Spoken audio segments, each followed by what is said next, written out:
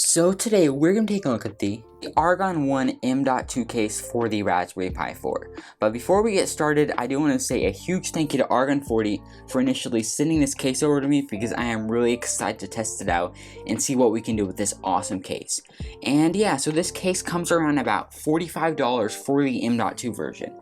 So it definitely is a bit more on the pricey side for a case for the Raspberry Pi 4, but it definitely may be worth it because it has a lot of amazing features and it really looks amazing. So let's get to the unboxing.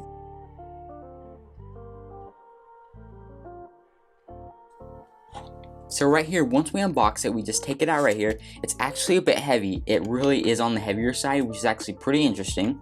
So we take it out right here, and it pulls out just immediately like this, and it comes with this nice handheld book right here. I would recommend reading through this, and there are some interesting tips in here too. But here is the case. So the case definitely does look like a really nice and supreme case for the Raspberry Pi 4. So already right here we see we have our two full-size HDMI ports. We have our USB-C for charge, our audio jack. Right here we're going to have our Ethernet port, our two USB ports, our Ethernet port, and then we're going to have a power button right here. So it definitely does look really cool. So let's pull this plastic off on the bottom right here. And right here, so the bottom is plastic, and the top is made out of aluminum. So it really does look pretty cool. If we just pull it off right here, it just comes right off, and the top definitely is the heavier part because the top is the aluminum and the bottom is the plastic. So right here we have our screws and our thermal pads, which we're going to need in a little bit. We can just lay that down right there. And then right here is our expansion board. So this board is actually going to plug into our Raspberry Pi, and it's going to enable us to have full-size HDMI. That is going to be really useful because a lot of people do complain about the Raspberry Pi that they only have these mini HDMIs, but this is going to allow us to have the full HDMIs on our Raspberry Pi 4. So it's going to be really useful, and it's going to just be really cool.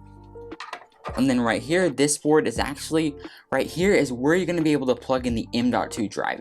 It only supports M.2, not NVMe drive. So do keep that in mind. If you do try to use the NVMe drive, it probably will not be working on your Raspberry Pi 4. So you just unscrew this screw and you just plug it right in right here. And then this is like the USB adapter, and we'll get to that in a minute as well. So right here we have this USB adapter, which is going to connect the M.2 drive into our Raspberry Pi. So it just kind of plugs in right here just like that, and then that's basically how it works. So it's pretty cool. And then right here is our top of the case that does basically all the cooling. So we have these two really big heat sinks that are going to touch our CPU and our RAM, which are going to take a lot of heat off. And then we have this nice fan right here that's going to take that heat and spread it out so that we really get the nice ventilation. And then yeah, so it really does look like a premium case for the Raspberry Pi 4. And yeah, so let's get to assembling this guy.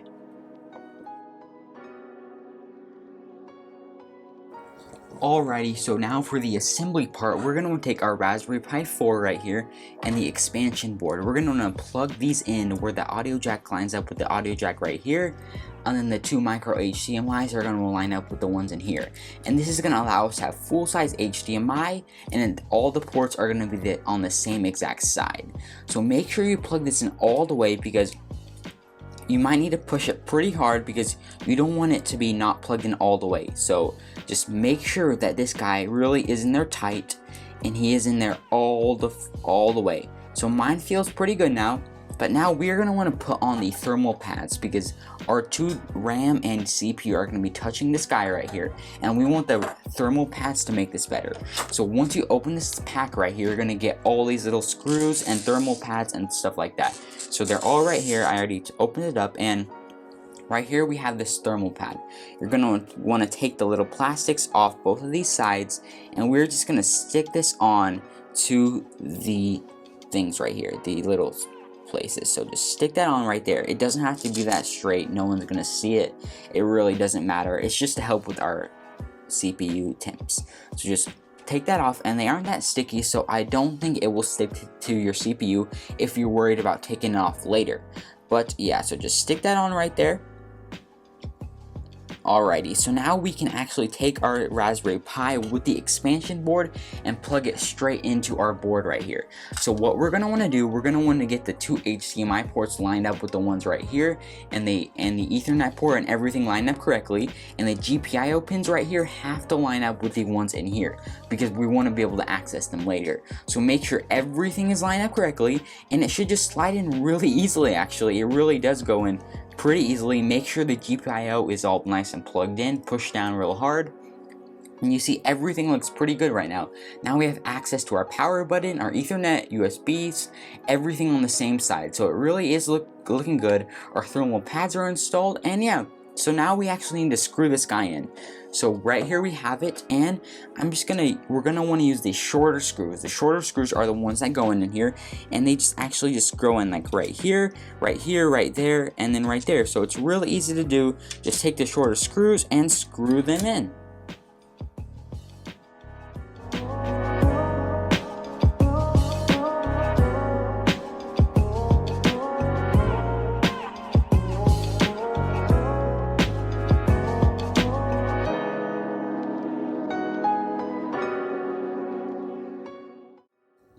Alrighty, so now that we have everything screwed in, you can see everything is firm, and my Raspberry Pi, obviously, it's not going to fall out right now. So we have this nice and firm in the bottom case right now. So now we're actually going to want to take the top case and put it on.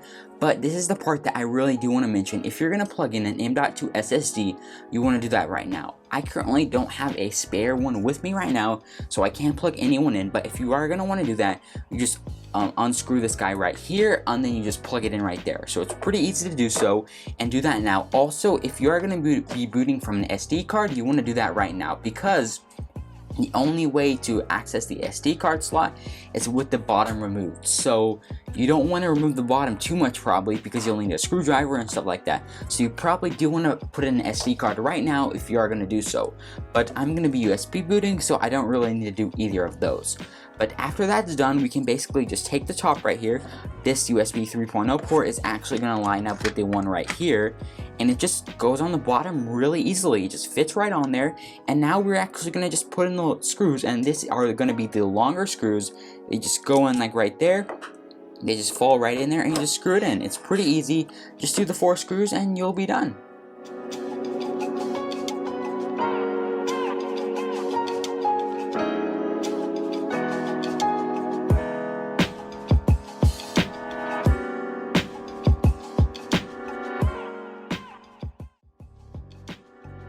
And after we screw on the bottom right now, you see we have a really beautiful case.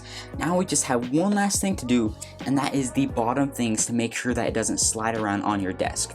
So just pull these off the little pad, and they just fit right in these little circles right there. See, there's 4 of them, obviously, so you can just do that. But if you don't want to do it, I mean, it's optional, but it's going to help your Raspberry Pi not slide around. So it's pretty useful, and it works really well. Just take those out right there. Plug it in, and yeah, so now we have our M.2 case all assembled. In my opinion, it looks really good. It looks so slick, and it will just look amazing on this black desk right here with everything plugged in. It looks really cool. So our bottom right here actually does say M.2. I don't know if you can see that in the video, but it looks really cool. And we have this nice case on the bottom, on the top I mean, and we do have access to all of our GPIO pins. We can just take this top off right here, and it is magnetic. You see we have these 2 magnets right here, and that's basically how it just sticks on right here, and it's really easy to access them. You have access to 2 full-size HDMI ports, a USB-C port right here, USB 2.0 ports, our USB 3, and our Ethernet port.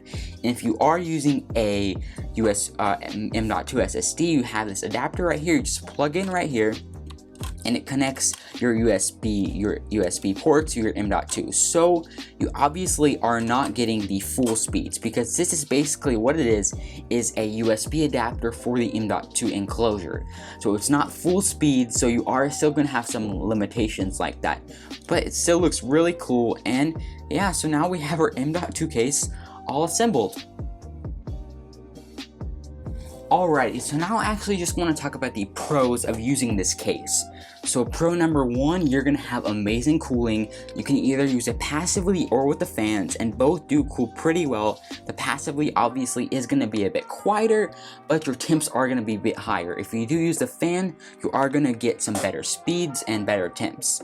Pro number two, you have full-size HDMI. This is something that's really important for a lot of people, including me, because everywhere you go, you're not going to have a micro HDMI cord, but everywhere you go, you are going to have an HDMI cord. I mean, not everywhere, but most TVs and stuff like that, they do have an HDMI port.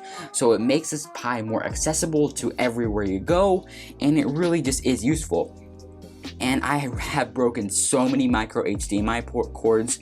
It's amazing to have the full-size HDMIs on my Raspberry Pi now. And pro number three, you're going to have the M.2 enclosure. So if you're someone who wants to use an M.2 SSD with your Raspberry Pi, this case is totally for you. You're going to have access to that. And yeah. Pro number four, you're going to have a power button. The power button is something I'm excited about because I don't have to pull out that USB-C cord all the time. It's always going to be on, and whenever I want to power up my Pi, I just hit the power button and it turns on. So it's really useful, and that is something that I'm really excited about. So those are basically all the pros that I have.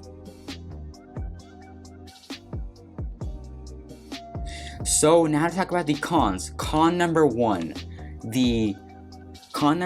is that you're not going to be able to get the full speed of the M.2 drive, but that really isn't the case fault. That's because the Raspberry Pi has limitations. It can't use NVMe and stuff like that.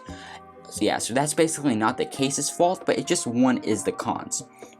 Con number two is you have to unscrew the whole bottom to get to that SD card slot. That is probably just the biggest problem with this case for me, because if you're someone like me who switches operating systems a lot, likes a distro hop and stuff like that, not having the SD card slot accessible is kind of a problem. But nowadays I USB boot more, so it shouldn't be the biggest of problems. And con number three is this adapter right here is pretty big, so all USB devices aren't going to fit in this top port. Like right here is my USB stick, right here is just a normal SanDisk guy. Let's see if it fits. So this guy fits, but if it was like any bulkier, this was not going to fit in this USB port. So that is kind of a problem, because if you do want USB 3.0 speeds, this guy is kind of big and bulky, so it's going to block out some of the USB devices that are going to be able to work there. So that is something to consider when buying this case. But this case overall really is amazing. There's so much you can do with it. And yeah, so let's jump over to the desktop. So now we're going to get to installing the script on our Raspberry Pi, and this is just the default 32-bit Raspberry Pi OS, but this fan script should work on basically any Linux distro on your Raspberry Pi 4.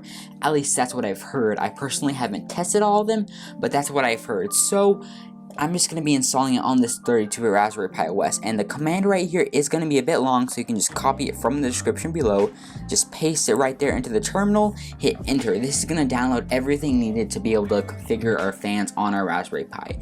And most cases for the Raspberry Pi actually don't have any type of fan control like this, so this is really cool to see it on the Argon One, because it's going to be really helpful.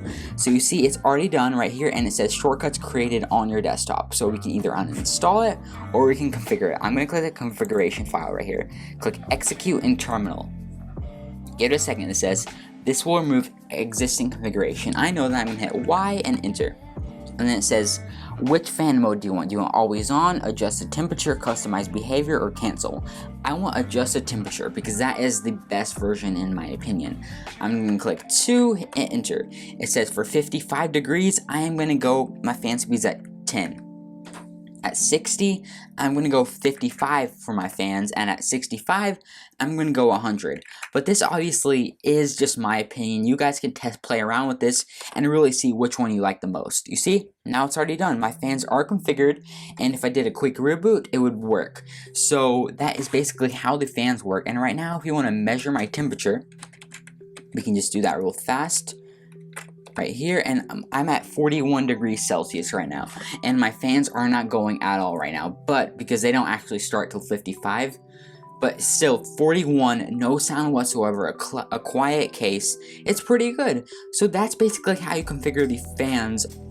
So to conclude this video, as you saw in the video, the Argon One M.2 case really is basically the ultimate case for the Raspberry Pi 4.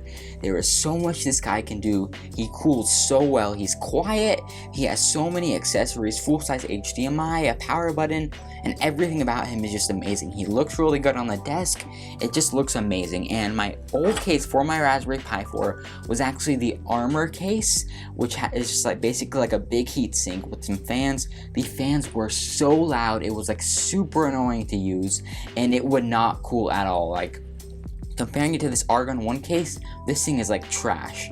It did not cool well whatsoever, but this Argon One is a huge improvement and is now going to be my daily driver with my Raspberry Pi. It's going to be my main case for now until maybe I'll get something in the future, I don't know. But this guy really is amazing. I've had an amazing time playing around with this Argon One case, and I would totally recommend you guys to get it for your own Raspberry Pis. And once again, I want to say a huge thank you to Argon 40 for initially sending this case over to me for review purposes.